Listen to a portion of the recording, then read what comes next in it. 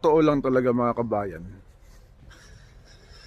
mahirap talagang mag-apply sa Greenland. Tiyagaan lang talaga. Yung percent na mga sa website na binibigay ko, tsatsagain nyo lang talaga. Kahit maliit ang chance nyo, at least yung way na binigay ko na yun, may chance pa rin. Subok lang ng subok, wala namang mawawala sa pag-apply dito. Pero napakahirap talaga kung tutuusin.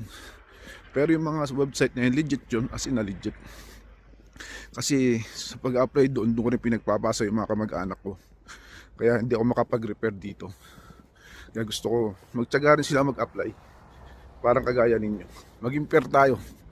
Kaya huwag kayo mawalan ng pag-asa mga kabayan. Apply lang ng apply, hanggat may chance. Hindi man ito ang chance nyo. Meron pa naman ibang bansa na pwede nyo pa rin applyan. Yung sa akin lang, 100 para lang magkaroon kayo ng chance. Ganun lang yun mga kabayan, ang binibigay ko sa inyo.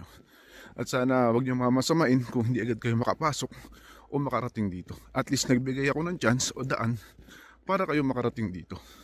Ganun lang yung mga kabayan, at lagi kayong mag-ingat and sikapin nyo lang mag-apply na mag-apply. Good day.